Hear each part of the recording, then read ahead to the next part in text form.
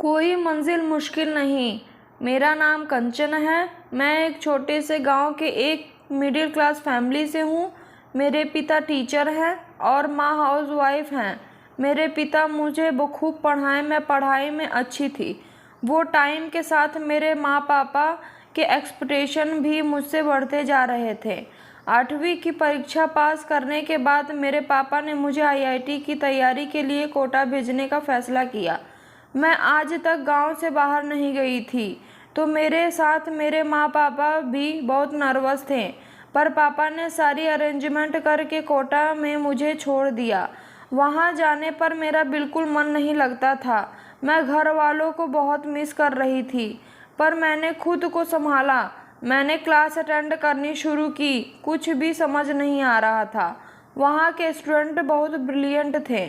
उन लोगों को देखकर मेरी टेंशन और बढ़ती जा रही थी। मैं बहुत ज़्यादा नर्वस थी। तभी एक और न्यूज़ आई। एक भैया थे, उनका आईआईटी में एडमिशन नहीं हुआ तो उन्होंने सुसाइड कर लिया। यह न्यूज़ सुनकर मैं बहुत डर गई। मैं डिप्रेशन में चली गई। मैं बहुत बीमार हो गई थी। पापा मुझे घर ले आए। उन्होंने मेरी देखभाल की और एक दिन मुझसे बात करते हुए उन्होंने समझाया, बेटा, सपने हर कोई देखता है, लेकिन उसमें से कोई एक ही अपना सपना पूरा करने की कोशिश करता है और एक न एक दिन वो पूरा कर ही लेता है। तू भी मेहनत कर, पर इतना हमेशा याद रखना, कोई भी सपना हमारे लिए तुमसे बड़ा नहीं है। तू है तो हमारी ज़िंदगी में सब कुछ है। टेंशन मत ले, अच्छे से पढ़ाई कर। जो होगा अच्छा होगा और नहीं होगा तो आगे कुछ और देखेंगे। बस अपना ध्यान रख। ये सब सुनकर मैं फिर से पापा के साथ कोटा आई, पर इस बार टेंशन नहीं थी। मैंने सिलेबस उठाया और टॉपिक क्लियर करने शुरू किए।